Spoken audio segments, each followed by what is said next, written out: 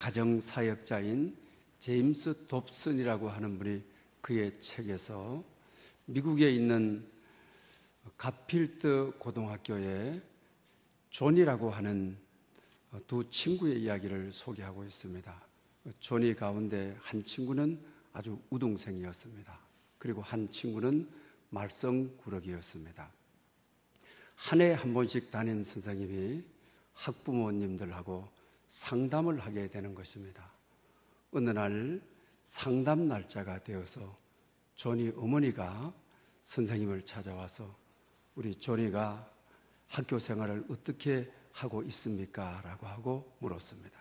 그때 이 담임 선생님은 아주 격찬을 하는 것입니다. 존이 같은 학생이 우리 반에 있어서 아주 영광입니다. 하나님께서 앞으로 존이를 어떻게 이끌어 가실지 하나님의 계획이 기대됩니다. 또 존이가 있어서 우리 반 모든 학생들이 격려를 얻고 있습니다. 부모님을 뵙게 되어서 선생님이 나도 영광입니다. 이런 아주 대단한 격찬을 하게 됩니다. 선생님은 착각을 하신 것이죠. 우등생 존이를 알고 그렇게 칭찬을 했습니다. 말썽꾸러기 어머니 앞에서 그렇게 칭찬을 한 것입니다. 그런데 이제 그 다음 날 존이가 선생님을 찾아왔습니다. 선생님, 지금까지 어느 한 분도 나를 지지해 준 분이 없습니다. 저에게 용기를 준 분이 없습니다.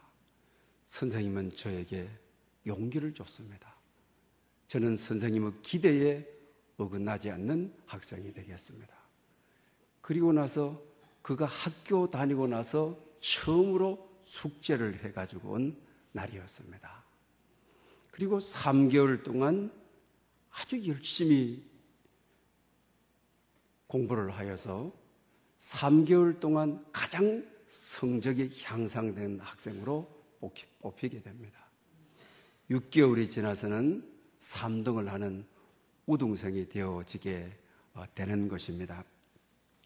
이와 같은 우리가 내용을 통해서 담임 선생님이 실수로 한 칭찬이, 담임 선생님이 실수로 하는 지지가 학생의 운명을, 학생의 행로를 이렇게 놀랍게 변화시켰다고 하는 것입니다. 그렇다고 한다면, 하나님의 은혜가 우리에게 덮인다고 한다면, 우리 성도들에게 하나님의 은혜가 우리 가운데 임한다고 한다면 우리 인생은 얼마나 놀랍게 변화될 수 있는 존재임을 우리가 알 수가 있습니다. 다음 주일은 추수감사주일로 감사에 뿌리는 은혜다. 이런 제목으로 오늘 말씀을 드리려고 하는 것입니다. 신앙생활은 깨달음입니다. 은혜에 대한 깨달음입니다. 우리 같이 신앙생활을 하면서 십자가의 은혜가 깨달아지는 찬양하고 그렇지 않는 찬양, 기도 아주가 다른 것입니다. 말씀도 깨달아졌을 때는 내 생명으로 임하는, 말씀이 육신이 되어 내 인격이 되고 내 몸이 되는 그 체화가 되어지는 것입니다. 그러나 깨달아지지 않을 때는 공중에 떠돌다가 말아지는 것이죠. 그러므로 여러분, 은혜가 깨달아짐으로 정말 하나님 앞에 감사의 제사를 드리는, 그리고 최대 최상의 다음 주일 추수감사절을 맞이하는 여러분 될 수 있기를 바랍니다. 감사한다라고 하는 것은 은혜가 덮었다는 이야기입니다. 은혜가 임했다는 것입니다. 은혜가 깨달아졌기 때문에 어떻게 하면 감사로 보답할까? 감사하지 않을 수가 없는 것입니다. 그래서 바울은 오늘 본문을 통하여 나의 나된 것이 하나님의 은혜로다라고 말하고 있습니다. 나의 나된 것, 영어 성경에서는 I am that I am이라고 되어 있습니다. 현재의 나의 모습, 나의 나된 것, 현재의 나의 모습이 하나님의 은혜입니다. 이렇게 고백하고 있습니다. 바울은 왜 이렇게 고백하고 있습니까? 오늘 본문 10절만 읽었습니다만 8절에 가서는 부활의 경험자들을 소개하면서 자기 자신은 예수님의 공생애 동안 따라다닌 적이 없죠. 예수님께서 또 십자가를 질 때 거기에 동의하지도 않았죠. 많은 이들이 부활의 주님을 만나고 맨 나중에 자기 자신이 예수님을 만났죠. 그래서 맨 나중된 만삭되지 못한 자 같은 내가 부활의 주님을 만났다. 이렇게 자기 자신을 소개합니다. 베드로나 사도 요한은 예수님의 공생애부터 열심히 따라다녔지만 오히려 그때는 하나님의 교회를 박해하고 예수 믿는 자들을 잡아서 감옥에 넣으려고 하고 예수 믿는 자들이 죽을 때 오히려 그 죽음에 동의하는 그였죠.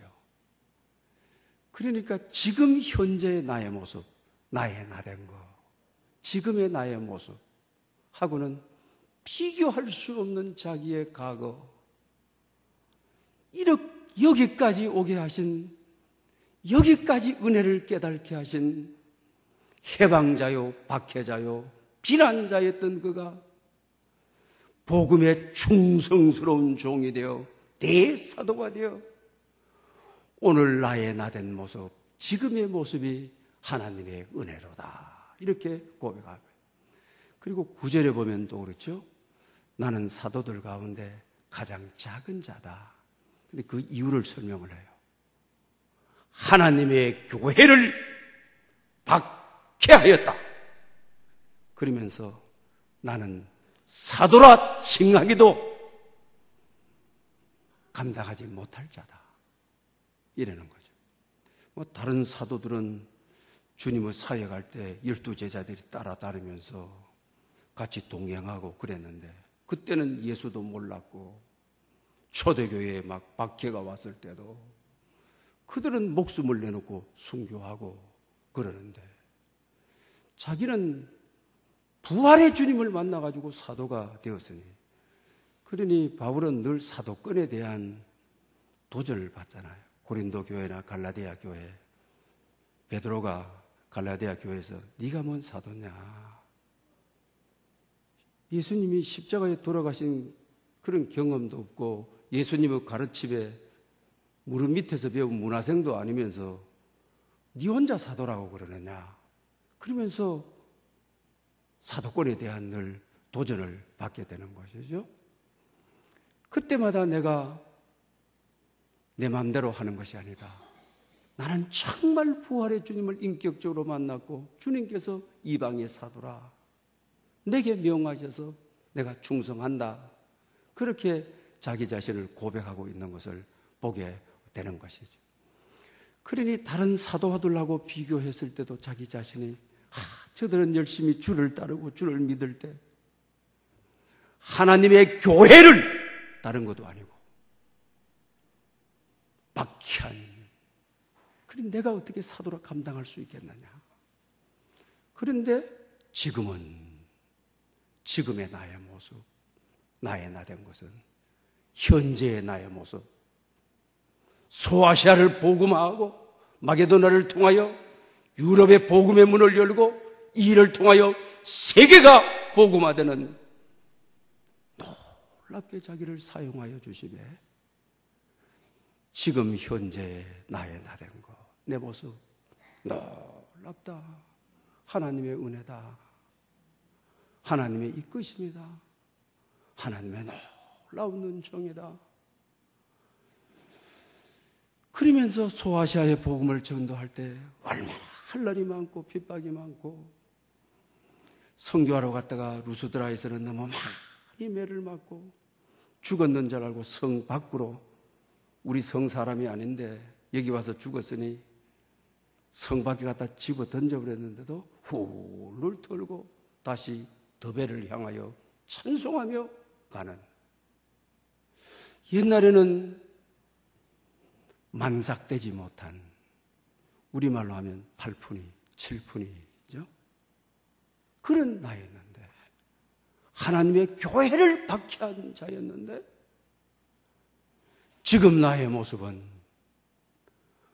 핍박이 와도 찬송하고, 순교를 앞두고도 찬송하고, 복음을 전하다가도, 매를 맞아도 포기하지 않고 다음 전도지를 향하여, 선교지를 향하여 담대히 뚜벅뚜벅 걸어가는 나의 내 모습. 이 8푼이를 이렇게 대사도로 변화시켜 주신, 교회를 박해하던 자를 교회를 위하여 목숨 내놓는 사도로 여기까지 나를 인도해 주신 지금의 내 모습, 하나님의 은혜라, 하나님의 은총이라, 이렇게 고백하고 있는 것을 봅니다. 여러분, 여기서부터 우리의 감사가 시작하는 거죠. 여러분, 교회에 발을 디뎌놨을 때, 또 우리 권사님, 장로님 가운데도 또 가족에서 누가 신앙을 가진다고 하면 박해하고 핍박하다가, 그리고 오늘 장로님이 되고 권사님이 되고 또 교회를 잘 섬기고,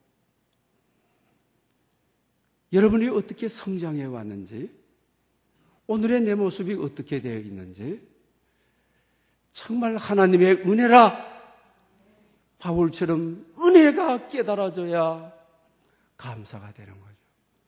감사와 은혜는 같은 뿌리에서 온 것입니다. 감사가 된다는 것은 은혜가 깨달아졌다는 것입니다. 은혜가 부어졌다는 것입니다.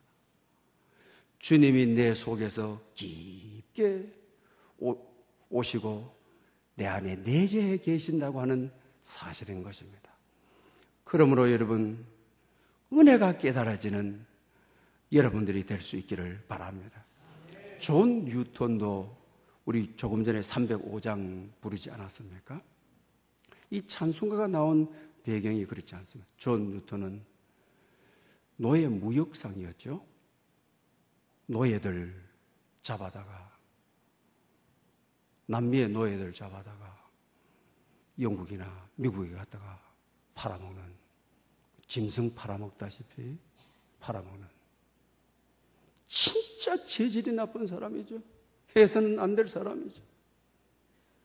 정말 백인들이 지은 죄 가운데 흑인들을 짐승처럼 취급한 것, 인류의 가장 큰 죄지요. 정말 우리 인간이 용서받아야 될 하나님의 현상으로, 사람으로 창조되어서 이렇게 차별적이고 이렇게 슬픈 역사를 오랜 동안 가진 역사가 어디에 있습니까? 그런데 자기 자신이 예수님을 믿게 되고 나이가 들어서 목회자가 되어지는 것이죠. 나의 나 된 거, 하나님의 은혜라. 노예를 짐승처럼 팔아먹던 그가, 노예를 사람으로 취급하지 않던 그가 목회자가 된 것, 생명을 살리는 사람이 된 것, 흑인들에게 복음을 전하는 사람이 된 것, 하나님의 은혜를 흘러보내는 사람이 된 것. 그러니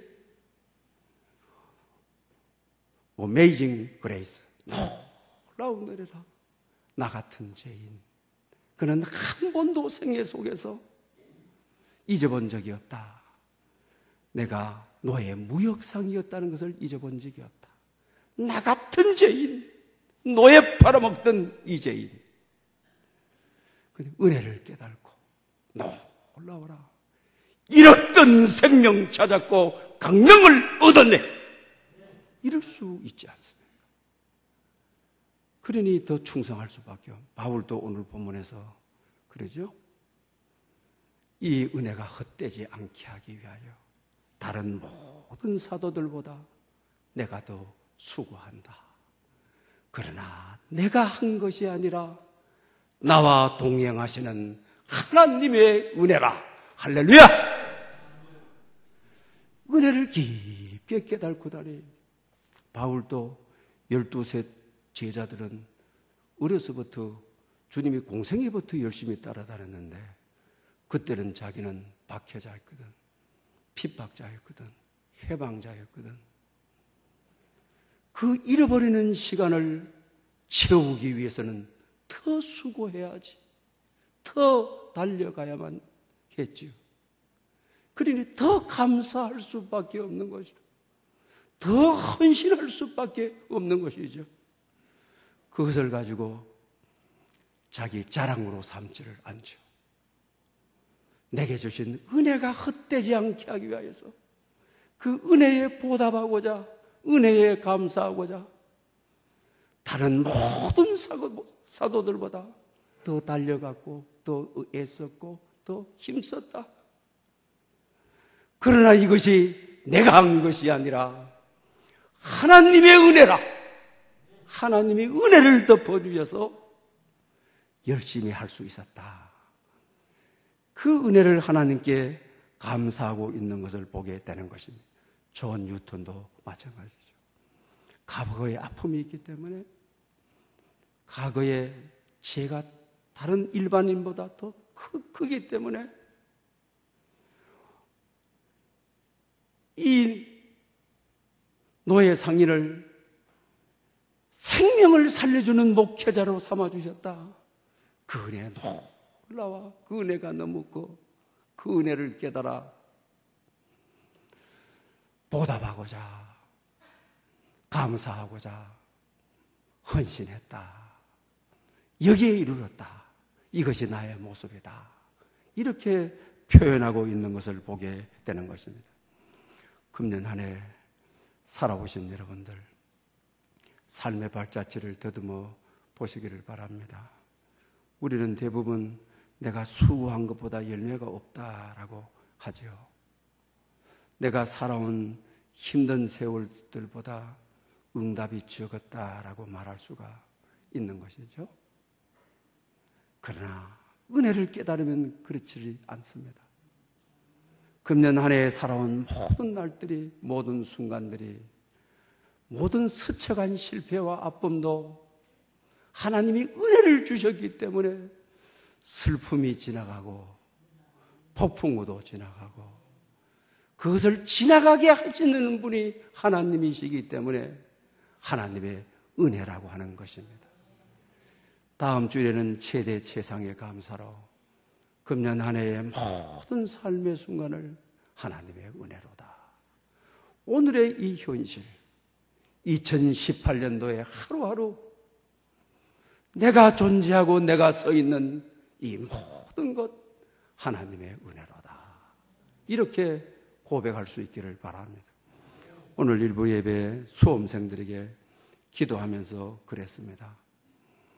지금 또 과거에 여러분의 모습들, 또 열심히 하지 못했던 모습들, 그리고 기대와 미쳤지 못했던 모습들, 그러나 이제 먼 미래에 바울이 세월이 지난 다음에 나의 나 된 것이 하나님의 은혜라. 과거에 팔푼이 같았고 하나님의 교회를 박해한 자가 하나님의 은혜가 임해서 얼마나 놀라운 발전을 가져오고 얼마나 놀라운 하나님께서 쓰는 사람으로 발전해 간 것처럼 여러분들의 자녀들 속에 그런 은혜와 은총이 있으시기를 축복합니다. CCM 가수 박종호 씨 여러분들 잘 아시죠? 저는 우리 전우명 선생님이 오후 예배 때 이번 찬양 인도할 때마다 얼마나 힘을 얻는지 모릅니다. 이분이 대학에서 예수님을 만나게 되고 가스펠송 가수로 활동을 많이 하게 되죠. 원래 테너 성악가고 이 전도 유망한 분이었습니다. 근데 이 몸이 이분이 대단하죠. 몸이 또 대단한 데다가 식탐이 대단하죠. 음식 앞에 두고 못 참죠. 그러다 보니 몸은 자꾸 불어나고 일정은 자꾸 많아지고 그 주위에 있는 분들이 비만 조심해라, 쓰러지면 안 된다라고. 근데 열심히 사역하다가 뇌출혈로 쓰러져 버리게 되었죠. 그리고 다행히 치료해서 나오게 되는데 의사 선생님이 비만에 조심해야 된다. 먹는 것 건강관리 잘 해야 된다. 또 나와서 보니까 일정이 바쁘고 이 교회에서 오라 저 교회에서 오라 선교단체에서 오라 하니까 안 갈 수는 없고 해가지고 건강관리는 남의 나라 이야기같이 되어버렸죠. 그런데 2차에 찾아온 것이 자기 몸이 그냥 망가지는 거죠. 병원에 갔더니만은 간암 말기다라고 하는 것이죠. 손을 쓸 수가 없다고 하는 것입니다. 간암 말기는 뭐 겪어보신 분들 알지만은 간을 이식해주는 사람이 없으면 소망이 없는 거죠. 또 간을 누구나 다 이식해주는 것이 아닙니다. 어느 정도 DNA가 맞아야 되는 거죠. 그런 가운데 자기 막내의 딸이 아빠를 위해서 간을 이식해 주겠다고 자원해서 나오게 된 것입니다. 그래서 수술하는 날 아빠하고 이제 우리 박종호 씨가 같이 수술대 위에 같이 눕는 거죠. 그러면서 수술을 하면서 하나님의 임재, 하나님의 깊게 만져주심을 경험하게 되어지는 것입니다. 또 딸이 옆에서 간을 띄워주자면, 일부를 띄워주자면 같이 수술하고 또 띄워준 사람이 더 아픈 거죠. 간이 소생하고 성장하기까지 더 아픈 것이죠. 그리고 나서 이분이 수술하는 가운데 하나님의 은혜를 깊게 경험합니다. 그래서 나온 곡이 나를 지으신 네가 하나님, 나를 부르신 네가 하나님, 나를 만드신 네가 하나님, 나의 나된 것이 다 하나님의 은혜라. 갚을 수 없는 은혜, 한량 없는 은혜, 내 삶을 애워싼 하나님의 은혜, 내 주저없이 이 땅을 밟음도 나를 이끄시는 하나님의 은혜. 할렐루야! 여러분, 이 찬송을 부를 때 얼마나 하나님의 만져주심을 경험합니까? 전부가 죽을 몸,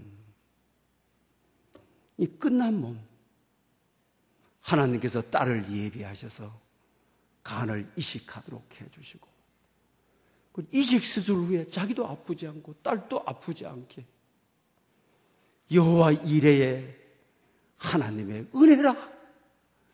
나를 불러서 찬양 사역자로 나를 만드시고 나를 지으신 찬양자로 세우신 다 하나님의 은혜라. 나의 나된 것, 나의 현재의 모습이 하나님의 은혜라. 한량 없는 은혜, 갚을 수 없는 은혜, 내 삶을 둘러싼 하나님의 은혜. 그리고 살아가지고 주저없이 이 땅을 밟음도 나를 이끄시는 하나님의 은혜라. 이렇게 고백하는 거예요. 사랑하는 여러분, 금년 한 해를 돌아보면서 정말 우리가 이렇게 하나님의 은혜를 깨닫는 여러분의 많은 삶의 순간이 하나님의 손길이 함께 계셔서 여기까지 있게 해주신 은혜를 깨달아서 정말 하나님께 감사하는 여러분들 될 수 있기를 바랍니다. 홍해는 누가 건너게 했습니까? 모세입니다. 그러나 홍해를 가르도록 가능케 하신 분이 하나님이시죠. 천지를 차이, 이게 하나님의 은혜인 거예요. 여리고 성을 허무는데 가장 역할을 한 사람은 여호수아죠. 그러나 여리고 성을 허무도록 가능케 하시는 분은 하나님이시죠. 그것이 은혜인 것이죠. 물이 포도주 되게 하는 것은 종들이 결정적인 역할을 했지만은 물이 포도주가 변하도록 가능케 하시는 분이 하나님이시죠. 이것이 하나님의 은혜인 것이죠. 금년 한 해를 살아온 여러분들, 하나님께서 삶의 지혜를 주시고 폭풍우를 만날 때 피하게 해주시고 삶의 수렁에 빠졌을 때 건져주시고 이 모든 순간이 우리의 삶에 은혜를 주셔서 우리를 회복케 하시는 하나님의 은혜가 뼛속까지, 살속까지, 영혼속까지 깊게 느껴지는 여러분들 될 수 있기를 바랍니다. 우리가 감사는 고백을 통해서, 그리고 또한 감사는 드림으로, 또 감사는 이 놀라운 은혜를 선포하고 나눔으로 여러분 삶에 감사가 더욱더 진해지는 그런 은총이 있으시기를 바랍니다. 기도드리겠습니다. 은혜가 풍성하신 하나님 아버지, 오늘도 저희들 아버지 존전으로 불러주셨습니다. 다음 주일은 추수감사절을 지키기 전에 오늘은 감사를 결단하는 예배를 드립니다. 금년 한 해에